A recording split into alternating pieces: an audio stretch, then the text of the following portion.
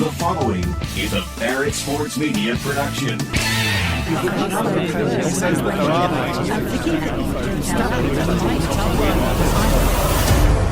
We do the digging, so you don't have to. We've got breaking news. Breaking news. Breaking news. Bringing you the biggest stories from the industry you care about. This is the Media Noise Podcast. Well, let's hear it. Now, here's your host, Demetri Ravanos.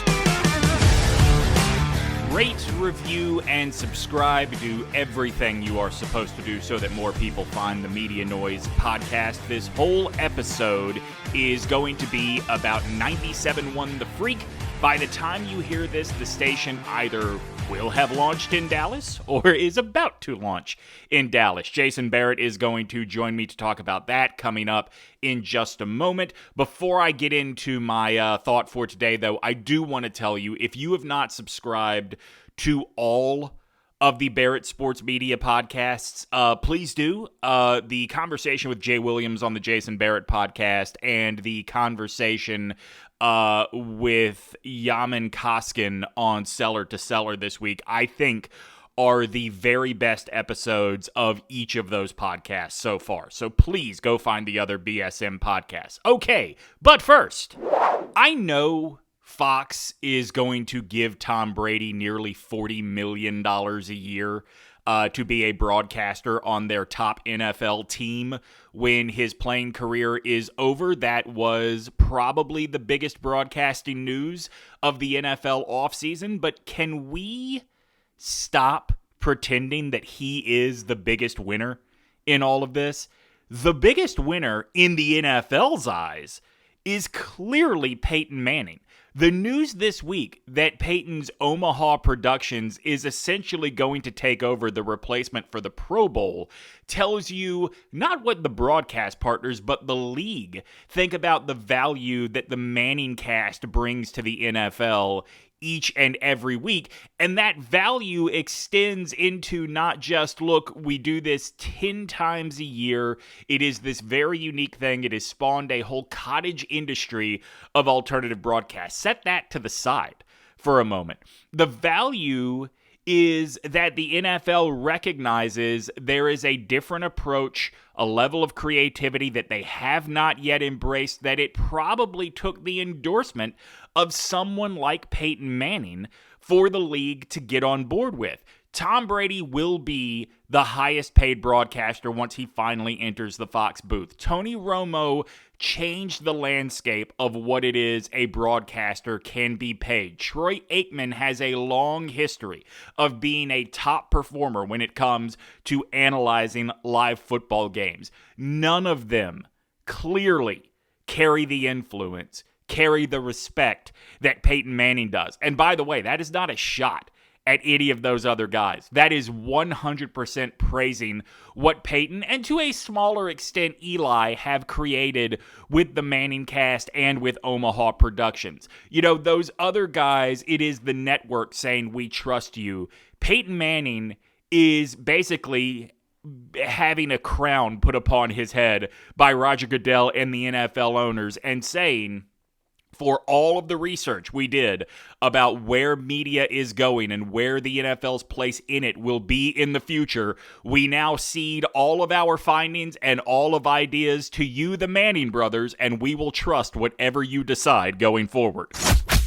Dallas is not a stranger to having 3 sports stations, although I think I'm not alone when I thought that when ESPN 103.3 went away, it was going to become a traditional 2 sports station market. That is not the case. 97.1 The Freak, by the time you're hearing this, may have already debuted. Let's bring in Jason Barrett to talk about this. Jason, the talent lineup, it makes sense to be where we start because I think we suddenly understand why the ticket was losing so many key contributors during the course of this year. Yeah, I mean, look, a lot of these things, you have no idea what's being talked about behind the scenes. If they're, first of all, guys sometimes get tired. They've been doing a job for 15, 20 years.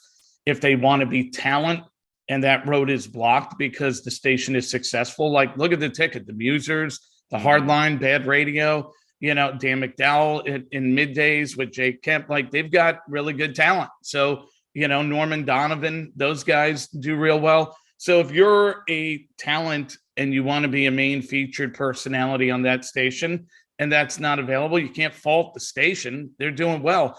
At the same time, that means you're going to have to open your mind to other possibilities. And when a guy like Mike Ryder, who had retired, comes up as a potential, he's going to get back in the game, potential option to work with again, he's obviously got a lot of friends. A lot of people respect what he's accomplished in that market. And so I'm sure some of these people who've decided, hey, we're going to take a break and pause and get out of this for a bit, there might, I'm not in each of their worlds. I don't know what those discussions have been. But if there was this possibility and it meant that they had to take a 90-day break, you could see where there's probably, this didn't just happen, I'm guessing, in a week. I saw news 2 weeks ago that the PD at the Eagle had left effective immediately. I didn't think anything of it.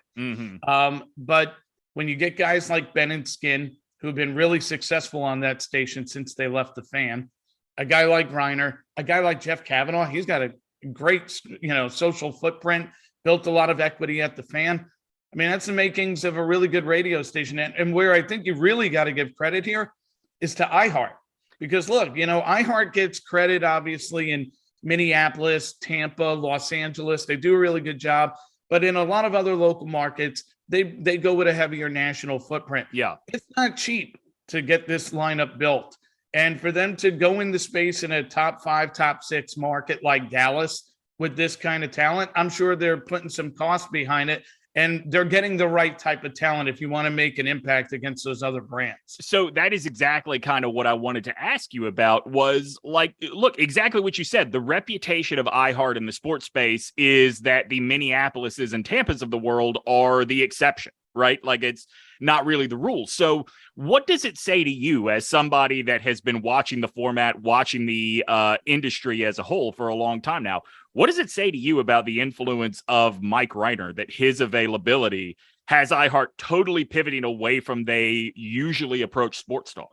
Well, I think there's a few things here. I think, first of all, the success of Ben and Skin is a big part of this. Those guys moved over from the Fan, went into afternoons. They were number 1 in afternoon drive. So when you have something successful in the drive time slot, like don't forget at 105.3 The Fan, Ben and Skin were afternoons. Then they got moved to middays. They said, you know what? We think we're a drive time show. We're going to go somewhere else and do that. And they did. And they've been successful doing it. They also obviously have a lot of friends in town. They're friends with Kavanaugh. They're friends with Reiner. Reiner did a few fill-in shifts at the Eagle, I think it was last year. So obviously they probably, got together. Hey, would you ever consider coming back? And that, Reiner goes on the radio, has some fun, goes, I like those guys. Yeah, it probably won't happen financially. It's not going to make sense. Well, look, Mike Reiner in Dallas has shown he's got the ability to not only generate ratings and buzz, they probably make a lot of revenue with Mike Reiner. So from a business standpoint, if, and I don't know the ins and outs of the Eagle, how they were performing from a revenue standpoint, ratings outside of Ben and Skin. I haven't studied that radio station. But what I look at is they wouldn't be going down this road if they didn't think it had greater potential in ratings and greater potential in revenue. And when you got guys like Kavanaugh and Reiner that you could go to market and say, these people, they've been successful here. And by the way, we're already in a really dominant position in afternoon drive with a show that has 15, 20 years of equity in the market. That's a really healthy place to be in. So a lot of this, I'm sure they had to get sign off up top from iHeart, but iHeart Local had to believe there was a business plan here that made a lot of sense. And if you look at Dallas sports radio in general, the Fan and the Ticket have been really healthy over the year. ESPN 103.3 was for a while when Randy Galloway was there. And then it kind of dipped off the last few, 5-6 years because the emphasis on, Cumulus got its claws into it and really treated 103.3 like the second station. It wasn't built to it had the Ticket. It had the Mavericks and it had these shows that it kind of felt they were obligated to keep on. Yeah, and they had some talent on it, but they made it clear the Ticket is the breadwinner. 103.3 is there to be the second, the second place holder for the company. So in that being said, with the fan and the ticket being healthy and 103.3 taking 2 points out of the market, you add it all up. There was enough audience there for 3 stations, but to do that, you've got to have difference makers. Mm-hmm. Ryder, Kavanaugh, get Ben and Skin. Those are difference makers. You can definitely make some inroads there. So that I think sort of leads to the question of this is not about Gavin Spittle and Jeff Catlin personally. This is not about the ticket and the fan individually. This is more about a guy with a programming brain looking at a third sports station coming into the market and probably coming in a stronger position than any challenger ever has before. What are you thinking if you're a PD at one of those 2 brands today? I mean, I'm thinking just protect my house, because even though Ben and Skin are doing well, look, 97-1, the Freak, as it's being rumored, they're going to have to develop an audience in morning and middays that are going to come for sports talk. And right now, look, Morning Drive, the Musers and Sean and RJ, those are 2 pretty damn good shows. So if those shows continue to stay strong and, don't lose any momentum, don't have any roster changes, those stations should be in good shape. I think the biggest reason why this is possible is because the fan lost talent, the ticket lost talent. When talent become available, I talked about this on my podcast earlier this week. This is what happens in Miami. You look around Miami, there's talent all over the place. Yeah. So if you're, now whether or not it's profitable and makes business sense for someone to go in and launch a local station, that's a different discussion. They have to look at a lot of things. But the first place you got to start is there enough talent here to put a brand out that we think with time can make us money?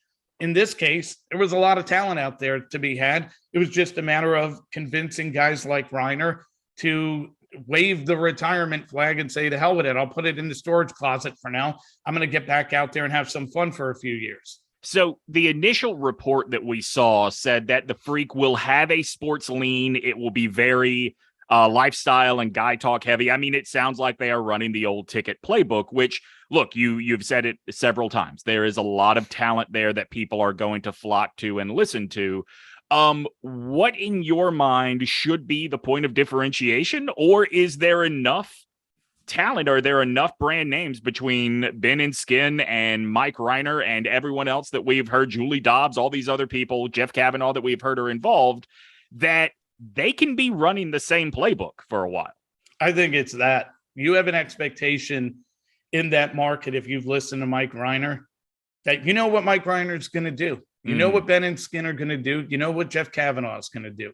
And if they're really good at something, you don't go in there and go, well, the ticket cornered the market on being lifestyle and guy talk, and the fan is really committed to sports talk outside of Morning Drive and, and a mixture of lifestyle, and they have the play-by-play, so we'll just do something different. No, if you get really great talent that are great at something, you put them in the position to do what they're great at.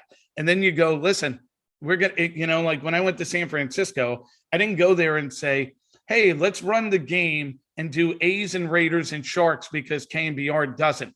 Right. No, we have to be better at Giants and Niners and Warriors than KNBR does, or show a different way of doing it. But you can't excuse and eliminate what's important to people. You have to do what matters to people that they want to listen to. So if people like Mike Reiner's ability to entertain, and they like the way Ben and Skin make them laugh and think and have fun, you lean into that. And then, really what's going to come down to is that, I think you're going to look at this. If the Freak winds up being what's reported, and credit to Richie Whitty, he had the story first for Sports Illustrated. But if that winds up materializing the way it's been reported, you're still going to have the ticket in a really good spot, the fan in a good spot, and the Freak will show and be in a really good spot. Then it's going to be a game of inches. I don't think you're going to have one doing what 103.3 did, but a 2 share, while the others are playing in the 10 space. It's going to be competitive. So let's talk about another group this might be really, really good for, because iHeart is in the sports business now in Dallas, and we have seen just in this last year they don't have to have a sports station in your market to be very serious about sports in your market. Look at the Panthers in Charlotte. Look at the Commanders in Washington. If I am Jerry Jones, if I am the Texas Rangers, I am probably very happy today that another potential bidder has turned on, right? You're always looking that way. And, look, the examples, some of them that you gave, rock stations do carry play-by-play. The Chiefs were on the Fox forever in Kansas City. So if play-by-play, it largely appeals to a male 25-54 demographic, 35-64 as well. And those teams, at the end of the day, they would like the sports station because there's that ability to be talked about beyond the play-by-play. But most of these owners don't really care. They care about who's got the biggest check. I think, correct me if I'm wrong, like I think it is probably more not so much that the teams would prefer to be on the sports station. The sports station would prefer to have the teams and be the one-stop destination, right? Like that if I am the owner of, the Cowboys, the Rangers, or even the Stars, that's sort of what excites me the most is I know what I have to offer them, not the other way around. Well, I think, the other part of this is Mark Cuban and the Mavericks are on 97.1. It was important, they were a big focal point and featured piece of ESPN 103.3. Sure. When that brand decided it was going to go national, obviously that didn't excite the Mavericks. Mm-hmm. Cuban has always had a great relationship with Ben and Skin. He goes on their show. Now his brand feels like, yes, it's worthy of being featured on a brand. The Cowboys are going to do what is best for the Cowboys. Right. The Rangers are going to do what's best for the Rangers. And I don't think 105.3, the fans going to have any, shortage of interest in either of the two. They've worked with them for a while. I think those owners will always want more to line up and contend because it's the way that they get a better rate at the end of the day. But the bottom line is, as long as there's pro sports in Dallas, they're going to be interest in radio stations, whether they're sports or outside of the format. Let's wrap here. You and I actually had this conversation yesterday of that no matter where sports are good, this industry, sports radio, sort of the lifeblood is that I-95 corridor in the Northeast, right? It is New York, it is Boston, it is Philadelphia. Does it take a event and a major change in the landscape like this sometimes to remind us, oh shit, Dallas is like maybe the best sports radio market in the country in terms of the spread out amount of talent? Look, I think this, first of all, I think decision makers see it with the I-95 corridor. The New York, Boston, Detroit, Philadelphia, that's where a lot of the attention comes. I've lived in other places. I don't see it that way. Mm-hmm. I think the Score in Chicago, K-Fan in Minneapolis, the Ticket and the Fan in Dallas, KNBR and the Game in San Francisco, they're all equal brands. They're on the same footing. They have a really strong stranglehold on the audience in each of those markets. The problem is most in sports radio live in the New York, Philly, Boston world because that's where a lot of decisions get made. But look, don't lose sight. A lot of decisions come out of Los Angeles too. Right. And so it just comes down to, CBS radio built it that way for a long time. You had a lot of the power in sports radio came from CBS. They owned the whole country, the best brands, and most of the decisions came from New York. ESPN was in Bristol, Connecticut. So a lot of that really stems from there. But as someone who lived in St. Louis, lived in San Francisco, worked in Philly, worked in Connecticut, I've got more of a, U.S. view than I do a Northeast view. And I think there's, if I'm in Chicago or if I'm in Dallas, I'm putting my brand up against any of those any time of the week because they're really strong brands. They generate ratings, they generate revenue. And that's no slight to the WIPs, the 106.7, the Fans, the Hubs, all those brands are great. But that doesn't mean the brands in the, the West, the South, the Midwest, and the North, the North part of the country aren't equally as impactful. This concludes our broadcast day. Thanks for listening to the Media Noise Podcast with Demetri Ravanos. Be sure to subscribe on iTunes and leave a review. And check back soon for new episodes. To stay up to date on the latest sports media happenings, visit barrettsportsmedia.com.